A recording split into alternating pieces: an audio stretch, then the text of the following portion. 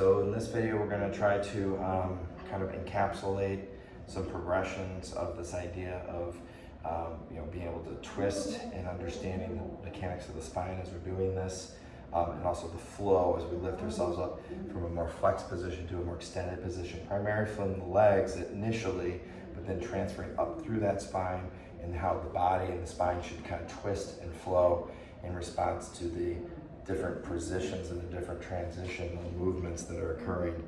So it is very complex, but if we can kind of get a sense of that flow, it becomes much more simplistic in nature and something that is a repeating pattern, say when you're walking, that you can really grasp. So we want to start with stability. I know you can't see the full extent of this here, but I'm grounding through my front foot here and pulling back that pelvis into that buttock, kind of like twisting and spiraling down and twisting even my trunk in that direction initially as I lower down. But when I come back up to lift here, I'm actually starting to untwist or go the opposite direction back towards neutral, at which point there's a crossover when I would be lifting and marching this opposite knee. So if I switch legs, I'm twisting to that far side, lifting up, twisting, now coming over across towards the leg that I'm lifting in the near side here. And so there's that kind of flow there. So that's something you can work on even against the wall. But I want you to focus on first getting that stability component of twisting down, locking in, and then as you lift up, maintaining that tension through that buttock and heel and pulling up through that core, and then lifting, twisting. So this is something where you could bring that arm up. So if you're familiar with the open window exercise, it's very much that turning towards that opposite, but the leg that's behind me would be in that direction, kind of leading up to what would be the leg swing. So I'm kind of loading, lifting, I'm shifting forward and pulling back in that buttock and heel, coming up here. But I gotta get a good sense of balance and control through those areas as I pull them through the core so I can get that necessary twist up through my torso, okay? And so then we can kind of progress this. That's more stable against the wall, but we can progress this into using a door with a strap. I'm using a stretching strap. You could use a rope or even a sturdy thinner band.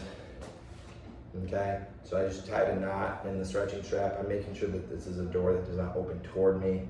I don't want to dislodge the door accidentally if it's not fully closed or fastened. This way it pulls the door shut and it's right into the frame, so it's not going anywhere.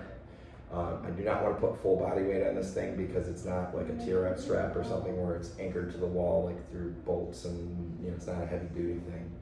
So I'm going to take the same side leg, just like on the wall, and I'm gonna, so make sure your shoulder, no major shoulder issues here. If you do, be very careful and go slowly. You don't want to put a lot of pressure and weight through my arm. I'm just keeping tension here, and it's gonna kind of basically follow this like almost like a pendulum swinging upward.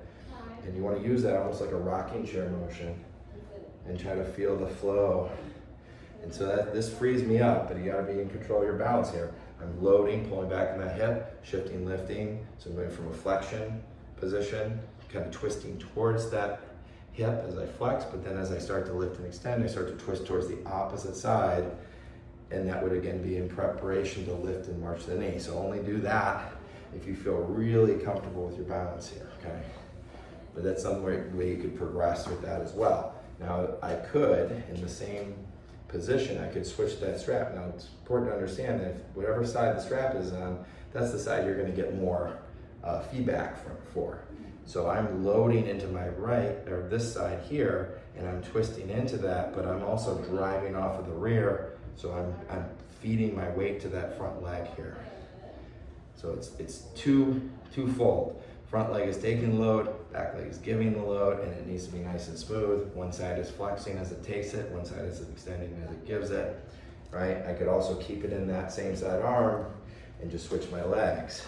So now that initial side I started with, I'm still focusing on connecting that side, but it's kind of on the other side of things where it's kind of giving the weight. I want to make sure that I can follow through to that next phase in walking. So I'm kind of loading, taking the weight, lifting, and then starting to get crossover and give it as I come through to the other side. And that's where you can kind of progress that.